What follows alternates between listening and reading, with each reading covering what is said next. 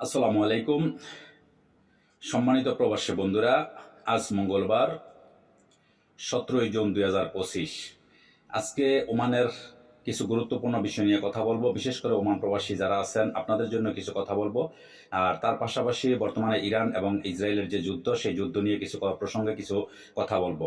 তো মনোযোগ সহকারে আপনারা অবশ্যই আমার ভিডিওটা দেখবেন। কারণ হচ্ছে আমি ভিডিও কষ্ট করি, কারণ একটা ভিডিও করতে কিন্তু এত ব্যস্ততা, এত কাজের মাঝখান দিয়েও আমি কিন্তু আপনাদের জন্য কিছু ভিডিও আপডেট দিই। কারণ হচ্ছে আমি যদি ভিডিও বানাই, 10টা 20টা ভিডিও যদি বানাই, একটা ভিডিওর দ্বারা যদি কেউ যদি উপকৃত হয় বা কোনো রকমের উপকারে আসে, তাহলে অবশ্যই আমার কষ্টটা সাকসেস হবে।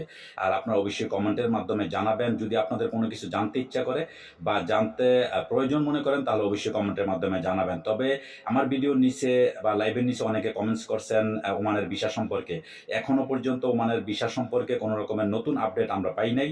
তো যেই আপডেটগুলো বর্তমানে আসতেছে, কারণ আমি সর্বক্ষণ, আপনারা জানেন যে সর্বক্ষণ ওমানে আমি যোগাযোগ রাখছি ভিসার ব্যাপারে, ভিসা কখন খুলবে না খুলবে।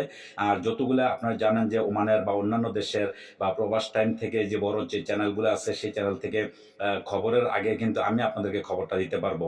যদি ওমানে ভিসা চালু হয়, সর্বপ্রথম আমি আপনাদের খবর দিতে পারবো, যেহেতু আমি গোড়ার মধ্যে বা আমি সর্বক্ষণ কিন্তু আমি যোগাযোগ রাখছি ভিসা কখন খুলবে বা কি বর্তমানে যে পরিস্থিতি, ওমানের অবৈধ প্রবাসীদের বৈধ করার সর্বশেষ তারিখ, এটা সেটা সব কিছু নিয়ে কিন্তু আমি মোটামুটি খোঁজখবর রাখি। তো আপনারা ইনশাআল্লাহ নিশ্চিন্ত থাকেন, বা আমি যখন ভিডিওগুলো আপডেট দিই, আমার ভিডিওগুলো আপনারা সবসময় দেখবেন, তাহলে অনেক কিছু আপনারা জানতে পারবেন। তবে যে কথাটা আমি আপনাদেরকে আজকে বলছি যে ওমানের ভিসা সম্পর্কে, বর্তমান দেখেন ভিসা কিন্তু এই মাসের ভিতরে ভিসা খোলার কথা, প্রতি মাসেই বলতেছে যে ভিসা খুলবে, কিছুদিনের মধ্যে ভিসা খুলবে।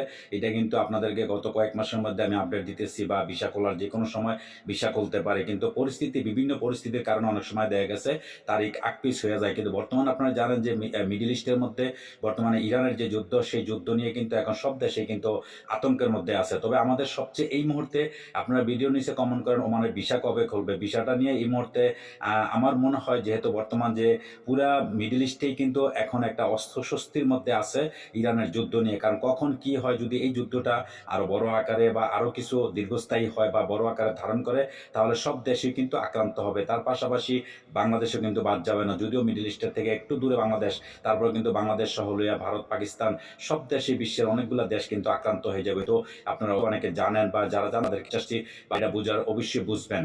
কিন্তু এখন এই মুহূর্তে নিয়ে ওমান সরকার চিন্তা ভাবনা করতেছে না এখন কিভাবে ইরানের যুদ্ধ এগুলো থামানো যায় বা কিভাবে এটা পরিস্থিতি নর্মালে আসে, সেটা নিয়ে এখন চিন্তা করতেছে। তবে আমাদের একটা, আপনাদেরকে বলবো যে মুসলমান হিসেবে আমাদের এখন একটা দায়িত্ব, কিন্তু আমরা ফেসবুকে লেখালেখি হবে না বা ইউটিউবে কিছু কমেন্টস করলেই কিন্তু আমাদের দায়িত্ব শেষ। অবশ্যই রাব্বুল আলামিন আমরা আল্লাহর কাছে প্রার্থনা করব, দোয়া যেন আল্লাহ পাক ইরানকে আরো শক্তিশালী করে, আল্লাহ পাক, এবং তাদের ইমানি শক্তি যেন বাড়ায়, এবং এই ইসরায়েলকে, ইসরায়েল এই ইহুদি ইসরায়েলকে আল্লাহ পাক একদম দুরিশ্বাত, যেভাবে ইসরায়েলের সাথে ইসরায়েলের যুদ্ধ বিমান বা ক্ষেপণাস্ত্র যেভাবে তাদের দিয়ে যেভাবে ধ্বংস করতেছে, এইভাবে আল্লাহ পাক যেন আরো ওই কিছু ক্ষমতা তাদের ভিতরে দিয়ে যেত ইসরায়েলকে ধ্বংস করে, সেই প্রার্থনা অবশ্যই করব।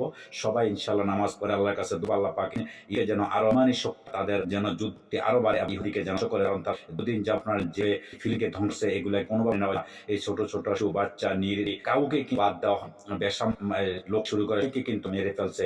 ইসরায়েল যেভাবে যুদ্ধবিদ্যা একটা দেশ করে দিয়েছে, আজকে ইসরায়েলকে এইভাবে ধ্বংস করে দিয়ে এই কামনায় আমরা করি, আল্লাহ পাক যেন এরা শক্তিশালী করে। তো দর্শক, অবশ্যই যখন নর্মাল হবে, যখন ওমানের বিষয় চাই আপনাদেরকে জানার চেষ্টা করার জন্য আছেন, আপনার দেশে যাইতে মুহূর্তে দেশে আমি তা বলছি যে বর্তমানে ওমানের দেশের সাথে বন্ধ করছে, এবং সামনে এরকম যখন আর গোলাটে হবে পরিস্থিতি, যুদ্ধ যখন ছড়িয়ে, তখন কিন্তু অনেক দেশের সাথে ফ্লাইট বন্ধ হওয়ার সম্ভব আছে। তো যাই হোক, এটা থেকে আমরা বিরত থাকি, এই দোয়া আমরা আল্লাহ করব, এবং সবাই অবশ্যই দায়িত্বে সবাই অবস্থান থাকবেন, এই আশাবাদ ব্যক্ত করে আজ পর্যন্তই। আল্লাহ হাফেজ। আবারও আসবো ভিডিও নিয়ে, সে বন্ধু সবেন।